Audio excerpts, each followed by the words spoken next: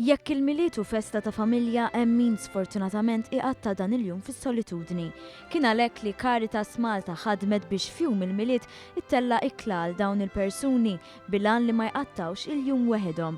Żorna l-preparamenti tal-ikla li kienu jinsabu fl-aqwa tagħhom. Fjum il-miliet numru ta' volontira kienu qed jippreparaw il-kokkodina, jaqasmu l-ħelu u oħrajn jippreparaw is-sala fejn kienu se jippranzaw dawn il-persuni.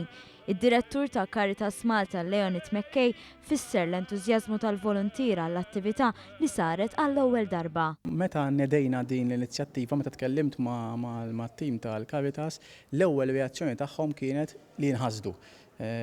Fjum il-miliet, meta propju aħna nkunu mal-familjari tagħna ħaniftħu ħaniġu għax-xogħol, però fir-realtà immedjatament wara tant huma ħassew li din l-inizjattiva tista' tgħin diversi persuni illi llum qegħdin ħafna iktar wara tista' tgħid milli qed jiena. Ġifieri dalgħodu dħalt hawnhekk kmieni u sibt ħafna volontira.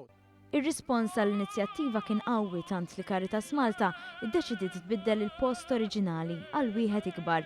Taħt il-koordinazzjoni tal-kok Robert Rodenas dawn il-persuni kienet qed tistennihom ikla mill-aqwa. L-ewwel għandna soppa tal-ħaxix, u wara għandna tumpana, u mbagħad għandna kokkodina tradizzjonalment Maltija, u għandna l-kejkijiet, u għandna il-mince pies u hekk, u għandna għal kulħadd ġifieri mill-10 sassatej għandu nkunu servu l-ikel għal-miliet.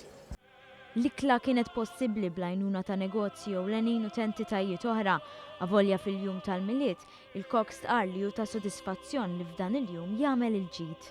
Le, fil-miliet tkun tagħmel xi ħaġa tagħmel għal-ġid ta' kulħadd jgħin u noħorġu xi ħaġa tajba.